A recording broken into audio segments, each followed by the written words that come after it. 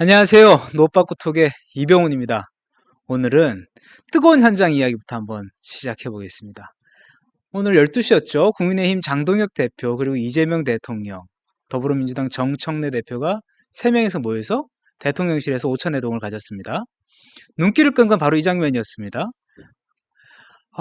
국민의힘 인사들하고는 절대 악수하지 않겠다던 그 정청래가 오늘은 장동혁 대표와 손을 맞잡았습니다. 이 저는 참 교만한 사람이라고 생각하는데, 이 교만한 인간이 태도를 바꾼 이유? 바로 옆에 있는 이재명 대통령 때문이라고 저는 생각합니다. 이재명 앞이라는 이 권력의 현실 앞에서 정청래도 표정 관리해야 되는 거죠. 권력 앞에서 면정복배하고 고개 숙이는 모습. 오늘의 회동은 바로 이 현재 우리 정치 지형의 이 단면을 상징적으로 보여준 순간, 그 장면이 아니었나 싶습니다.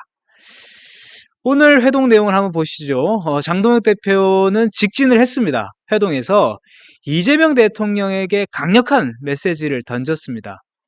민주당이 밀어붙이고 있는 더 센 특검법, 아니죠, 더 센 상법, 그리고 내란 특별재판부 설치 법안에 대해서 아주 대통령의 강력한 거부권 행사를 앞에서 면전에서 공식적으로 촉구했습니다.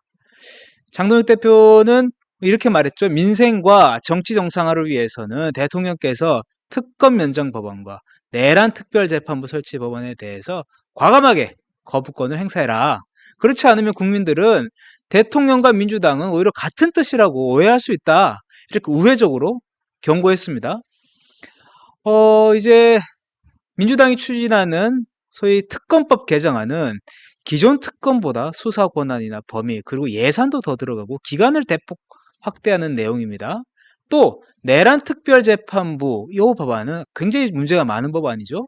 내란 사건만큼 이 계엄을 앞두고 이 계엄을 둘러싼 소위 내란 사건은 지금의 법원이 아니라 별도의 재판부가 구성해서 심리하게 하고 문제 삼아서 판단하겠다는 겁니다. 이거는 특정 정치 세력, 아마 국민의힘 우리겠죠. 저희를 직접적으로 겨냥하는 독립된 재판부 설치를 목표로 하는 겁니다. 그리고 아까 속보로 떴었죠. 여야 대표가 민생경제협의체 구성을 공식적으로 합의를 했습니다. 요거는 이제 대선 기간 동안에 민주당 그리고 국민의힘이 공동으로 공약을 했던 사항들을 우선적으로 발굴을 해서 그것들을 추진해 나가자, 이런 취지인데, 저는 사실 굉장히 잘된 합의라고 저는 생각합니다. 왜냐? 장동혁 대표가 이걸 주도를 했을 텐데, 장동혁 대표가 여야 대표 간 민생경제협의체 구성을 합의시킨 것은 민주당이 지금 정기국회를 입법 독주의 공간으로 몰아세우고 있는데, 이것을 어느 정도 제어하겠다는 메시지가 담겨 있는 겁니다. 앞으로 국민의힘을 배제하고 민주당이 독주로 자신들의 법안을 통과시키려 할 때 우리는 민생경제협의체를 이유로 어느 정도 명분을 약화시킬 수 있는 근거가 마련된 거기 때문입니다. 특히 저는 더더욱이 이 합의, 민생경제협의체 합의가 바로 이재명 대통령 앞에서 이루어졌다는 점이 이 국회판에 이 민주당 여의도 정청래, 여의도 대통령 정청래 이 판에 이재명 대통령을 끌어들인 거라고 저는 봅니다. 그래서 결국 정청래 잡는 데는 이재명이다 라는 메시지가 숨겨져 있는 거라고 보기 때문에 성과라고 봅니다. 왜 이렇게 보냐? 소위 명청대전, 이재명 대통령과 정청래 간의 그 권력 다툼은 현재 진행 중에 있습니다. 어제 발표된 정부 조직법을 보면은 핵심 중에 하나가 바로 중대범죄수사청, 중수청이죠. 산하, 어디 산하로 두느냐에 대한 문제가 굉장히 그전부터 갈등이 있었습니다.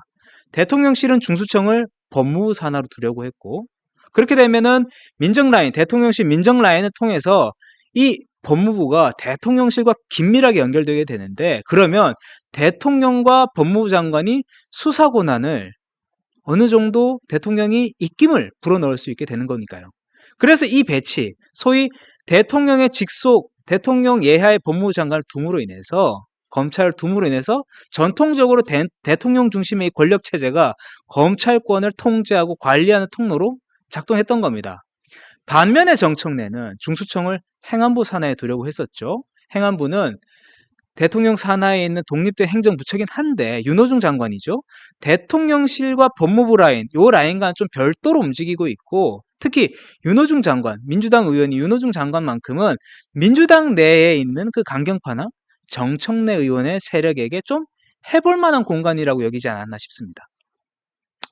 행안부 산하는 아무래도 상대적으로 대통령보다는 조금 더 자율성을 가진 공간이기 때문에 이 바탕을 통해서 검찰개혁 내지는 권력 구도를 새롭게 그리고자 했던 게 정청래의 전략이 아니었나 이렇게 싶습니다. 그래서 그러니까 중수청을 어디로 두느냐에 대한 이 대립이 단순한 어떤 정부 조직 개편을 넘어서 누가 검찰 권력을 주도할 것인가라는 것이 이 권력 투쟁의 핵심 축이었다라는 점이 있었습니다. 결국 정청래는 강경파를 중심으로 당권 장악에 나서고 있는데 이재명 대통령과 대통령실은 이 검찰 권한을 자신의 통제 아래 두려고 했던 상황이었기 때문에 이 모습을 좀 경계하는 모습을 보이고 있었던 겁니다. 여기에 정청래가 밀어붙이는 내란 특별재판부까지 설치된다면 이재명 대통령과 관련된 중지된 그 재판들이 다시 열리게 될지도 모른다라는 가능성이 제기되고 있기도 합니다. 왜냐? 여기서 중요한 점들은 지금 법관들이 이 내란 특별재판부에 굉장히 크게 저항을 하고 있기 때문이에요. 법원행정처와 대법원 등 사법부가 지금 내란 특별재판부 설치는 사법부 독립이나 재판 공정성을 위협하는 위헌적 시도라고 규정하고 아주 강하게 반발하고 있습니다.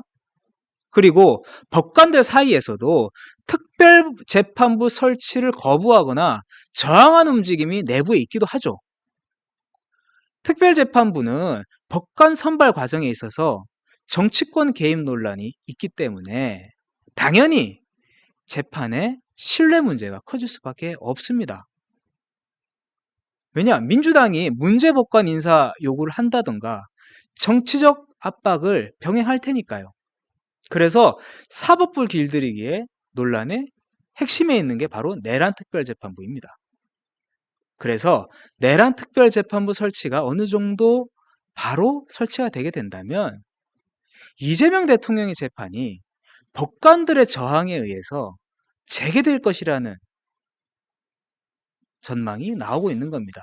그래서 내란특별재판부는 결국 정치권 내에서 법관들의 저항, 그래서 이재명 대통령의 재판 재개, 이 갈등의 최전선에 자리하게 될지 모른다라는 전망들이 속속 나오고 있죠.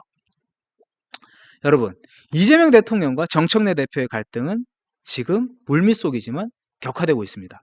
검찰개혁 법안 추진, 그리고 정부조직법 개편, 중수청 산하 배치 문제, 인사 문제, 그리고 서로가 속으로 생각하고 있는 그 정책 셈법까지 해가지고 불협화음이 보이지 않는 수준이지만 아주 물밑 수준에서는 깊어지고 있는 것으로 보입니다. 정청래는 지금 여의도에서 민주당 내 강경파 기반을 가지고 당권 장악을 노리고 있고 이재명 대통령은 아주 불만과 경계심을 숨기지 않고 있죠. 명청대전은 단순하게 당정 싸움을 넘어서 민주당 내 권력 패권 경쟁으로 심화되고 있는 것 같습니다. 그런 와중에 오늘 있었던 장동혁 대표, 이재명 대통령, 그리고 정청래 민주당 대표의 오찬 회동은 이 세 겹의 갈등이 중첩된 아주 복잡한 권력 지형을 적나라하게 보여줍니다. 뭐냐? 첫 번째, 국민의힘 우리 당과 민주당 강경파 간의 입법 저지 전선이 이제 어떻게 그려질 것이냐. 그리고 대통령과 이재명 대통령과 민주당 내 강경파 간의 어떤 권력 투쟁, 소위 명청대전이죠. 이것이 어떻게 전개될 것이냐. 그리고 결국에는 국민들의 민심과 정치권 간의 어떤 인식, 분열, 불신이 얼마나 깊어질 것이냐에 대한 문제가 있는 거죠. 여러분, 해법은 명확합니다. 민주당이 밀어붙이는 이 무수한 악법들은 우리가 막아내야 되는 거고 국민 앞에 민생 앞으로 나아가는 리더십이 절실하게 필요한 겁니다. 그 리더십을 누가 어떻게 가질 것이냐는 문제는 앞으로 정치 판세가 결정 지을 텐데 저는 오늘 회동만큼은 이재명 대통령도 아니고 정청래 대표도 아니고 장동혁 대표의 승리로 보고 있습니다. 할 말 했고 직진했고 결국에 민생을 강조한 사람은 장동혁 대표였다고 저는 생각을 합니다. 노빠꾸 톡은 오늘 여기까지입니다. 시청해 주셔서 감사합니다. 다음에 더 재미있는 이슈를 가지고 여러분들 찾아뵙겠습니다. 감사합니다.